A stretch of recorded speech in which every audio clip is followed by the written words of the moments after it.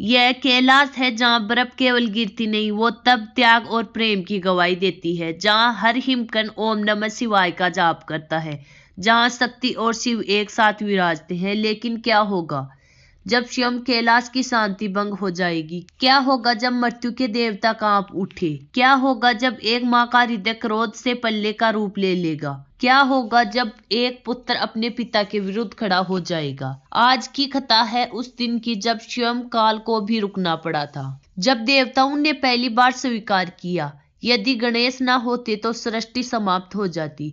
यह कथा है भक्ति की, ममता की, त्याग की और उस शक्ति की जो प्रेम से जन्म लेती है। तो आंखें बंद कीजिए और चलिए कैलाश की ओर। कैलाश पर्वत पर सब शांत था। माता पार्वती ध्यान में लीन थी, भगवान शिव समाधि में। अचानक आकाश में काले बादल छा गए।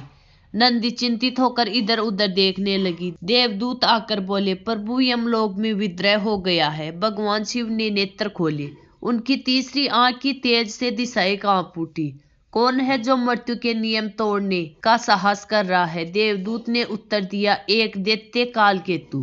कालकेतु ने कठोर तपस्या कर वरदान पाया है कि उसे देवता, दानव या मानव द्वारा मृत्यु नहीं होगी। वरदान मिलते ही उसका अहंकार बढ़ गया। उसने घोषणा की कि मृत्यु का स्वामी मैं हूँ, यम भी मेरे आगे झुकेगा। उसने यमलोक पर आक्रमण कर दिया, आत्माओं को मुक्त कर दिया। सृष्टि का संतुलन बिगड़ गया। धरती पर लोग मर नहीं रहे थे पर जीवित भी नहीं थे। पीड़ा, छींक, अराजकता।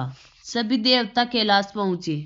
महादेव, सृष्टि संकट में है। माता पार्वती ने गंभीर स्वर में कहा, अहंकार जब सीमा पार करता है तो विनाश निश्चित होता है। भगवान शिव बोले, इस बार समाधान में नहीं। सभी देवता चकित हुए। इस बार समाधान होगा गणेश। बाल गणेश मुस्कुराए, पिताश्री यदि आज्ञा हो तो मैं जाऊं। माता पार्वती का हृदय कांप उठा। वह दैत्य अत्यंत शक्तिशाली है पुत्र। गणेश ने शांत स्वर में कहा, माँ जहां आपका आशीर्वाद है वहां भय कैसा? उन्होंने पास और अंकुश उठाया।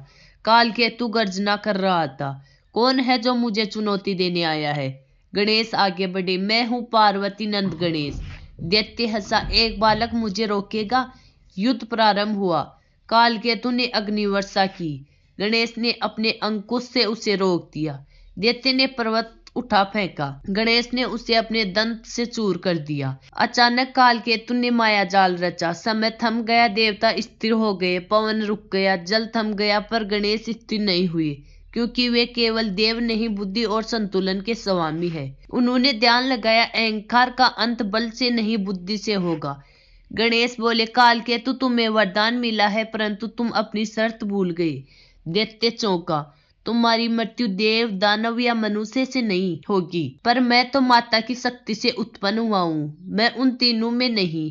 कालकेतु के चेहरे पर भय छा गया। गणेश ने अपने पास से उसे बांध लिया। उसका अहंकार टूट गया।